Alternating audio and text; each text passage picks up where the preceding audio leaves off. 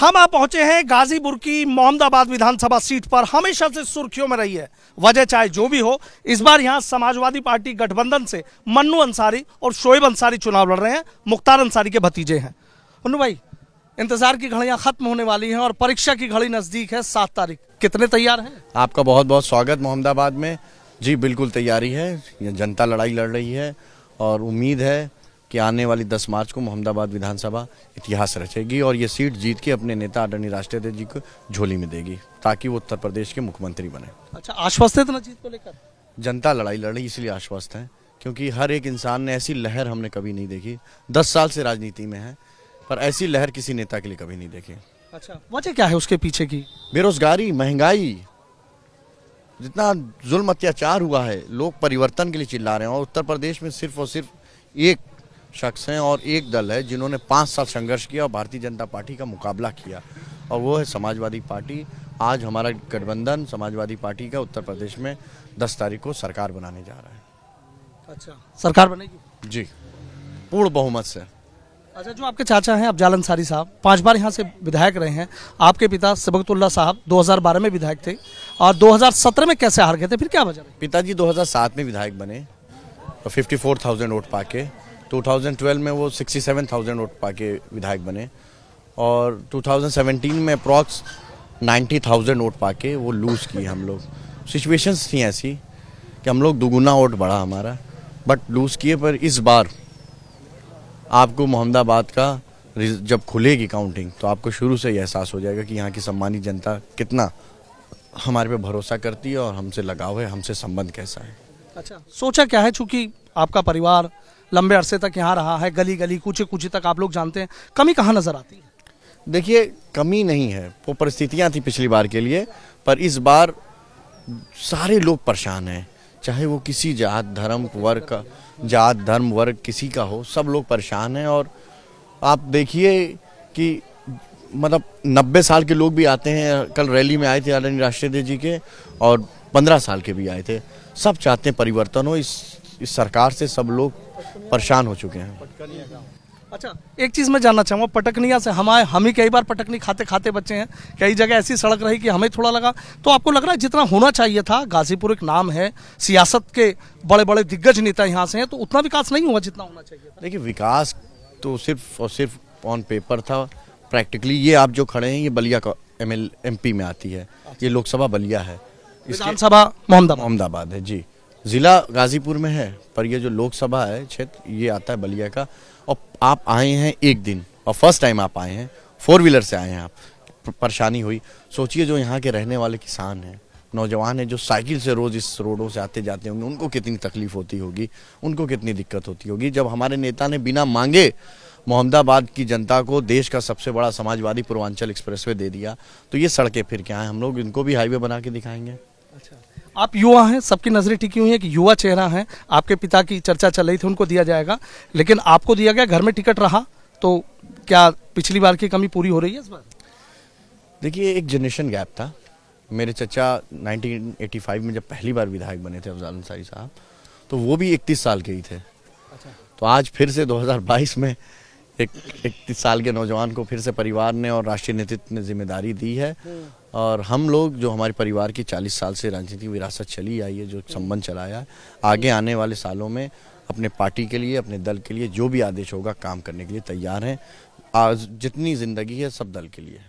सब दल के लिए आप मानते हैं चुनौतियां कम नहीं हैं और जिम्मेदारियां भी बड़ी होंगी? जी जी, इस बात से आपके बिल्कुल हम सहमत हैं कि बहुत जिम्मेदारियां हैं। लोगों का जिस तरह से प्यार है और भरोसा मेरे ऊपर है, परिवार के ऊपर है, दल के ऊपर है, हमें विश्वास है कि हम लोग गठबंधन की जो हमारी समाजवादी की सरकार बनने जा रही है, हमारे नेता मुख्यमंत्री बनने जा रहे हैं, हम हर लोगों को कुछ ना कुछ कहीं ना कहीं हम लोग कुछ देंगे, ज़रूर देंगे। हम लोग झूठे लोग नहीं, हम लोग जो कहते हैं वो करके दिखाते हैं। अच्छा, जिस तरीके से बीजेपी के लोग एक बात कह रहे हैं, बाहुबली परिवार है, लोगों ने आतंक देखा है, क्या है, योगी सरकार आई, हमने आतंक खत्म कर दिया, तो फिर साइकिल कहाँ रह जाएगी? हम लोग संवैधानिक जो देश का ढांचा है उसको मानते हैं और न्यायपालिका भरोसा करते हैं।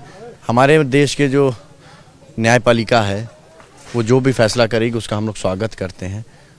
पर जो हमारे प्रदेश के मुख्यमंत्री जी हैं वो दुनिया के इकलौते ऐसे नेता हैं जिन्होंने अपना मुकदमा खुद उठा लिया।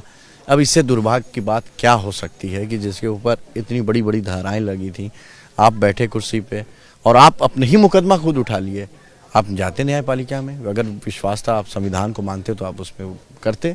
हम लोग संविधान को मानने वाले लोग हैं और हमारा दल भी भारत के संविधान को बचाने के लिए काम। लेकिन जो कि छवि बाहुबली परिवार वाली बनी हुई है, तो इसका मतलब आप मानते हैं कि चुनाव पे किसका सीधा असर आप लोगों के पॉजिटिव रहता है? लेकिन कुछ लोग जिस तरीके से ये वाली बात करते हैं, हमने भी आपसे बात करी तो बात करके अच्छा लगा। देखिए, दिल्ली और नोएडा में जो है सर, या लखनऊ में जो यहाँ नहीं आया है, वो जो भी पर्सपेक्टिव बनाए, हम नहीं कह सकते, उनकी वो निजी राय है। पर यहाँ आप आइए, आपको खुद यहाँ पता चल जाएगा क्या बाहुबली है, क्या है। मेरे ऊपर 107-16 नहीं है। हम लोग पढ़े लिखे, हम तो किसी भी लैंग्वेज में अपने विरोधियों को चैलेंज देते हैं। यहाँ डिबेट कर लें, हमें जिस टॉपिक पे करना है। वो सिर्फ बुलडोजर और बाहुबली पे क्या है? आप विकास की बात करिए, शिक्षा की बात करिए, चिकित्सा की बात करिए, जो महंगाई हो रही है उसकी बात करिए। ये है ही नहीं। हम इस पे बात करना, हम किस लिए जनता हमको चुन के भेजती है कि हम अपना विकास करें? जनता का करना होगा, जनता का विकास करना है हमें। और देखिए, जब हमने कुछ जनता के लिए किया है, तभी 40 साल से यहाँ की सम्मानित जनता हमें अपना प्यार और विश्वास हमारे ऊपर जताती है। और हम लोग आने वाले सालों में पूरा भरोसा जो जनता का है उस पर कायम होंगे, उनके मान सम्मान में कमी नहीं आने। अलकर आए हैं आपके सामने बीजेपी से, कह रहे हैं बहुत मजबूत कैंडिडेट हैं। हमारी लड़ाई तो भाजपा से ही है।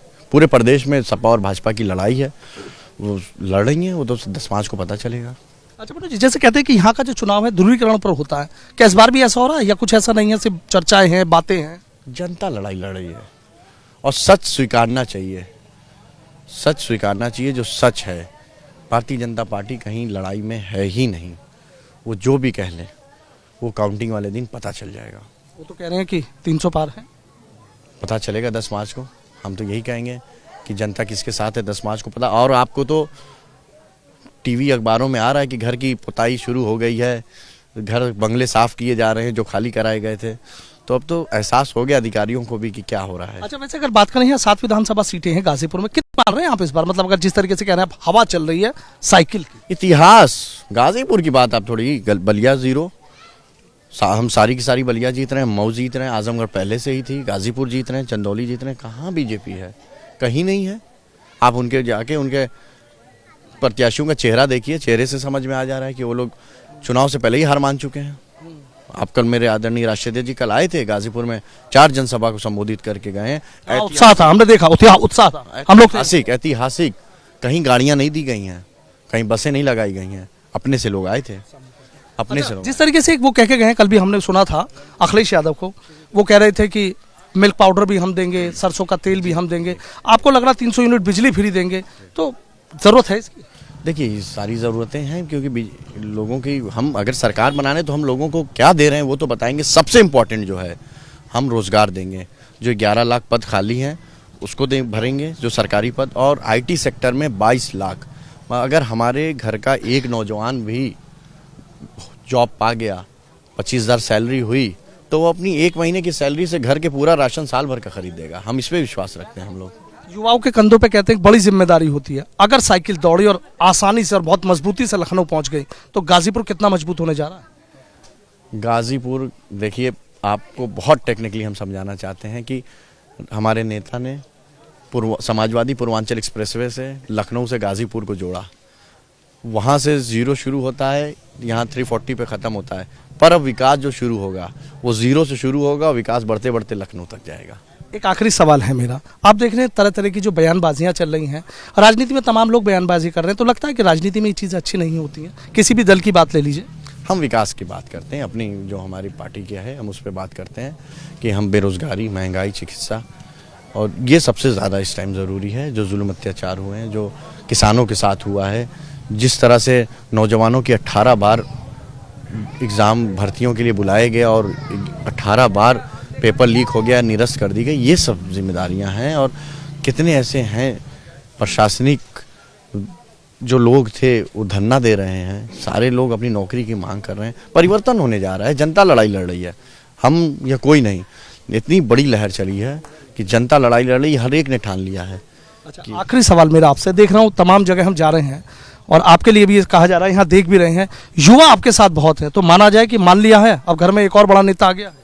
अरे नहीं, हम इनके बेटे हैं, भाई हैं, ईमानदारी से काम करेंगे, इनके बीच रहे हैं और और इन्हीं के साथ बड़े हुए हैं। हम लोग का संबंध एक नेता से ज़्यादा एक संपर्क और संबंध एक पारिवारिक है यहाँ की जनता से। 40 साल हो गया है, वो तीसरी चौथी पीढ़ी में अब चला आ रहा है। इसको आगे 30-40 साल और हम लोग निभाएंगे। बहुत बहुत शुक्रिया। तो देखिए, शोएब अंसारी और मन्नू अंसारी हमारे साथ थे। सीधे कह रहे हैं इन्हीं गलियों में पढ़ा लिखा हूँ, उनके साथ खेला हूँ, बड़ा हुआ हूँ, नेता नहीं हूँ, बेटा बनकर काम करूंगा। देखना ये होगा कि अब 7 मार्च को किस तरीके से यहाँ पर वोटिंग होती है, और जब 10 मार्च को चुनावी नतीजे आएंगे तो गाजीपुर की मोहम्मदाबाद विधानसभा सीट का नतीजा क्या होगा, ये भी देखना होगा। वीडियो जर्नलिस्ट सत्येंद्र सिंह के साथ सनुज शर्मा, एबीपी गंगा, गाजीपुर।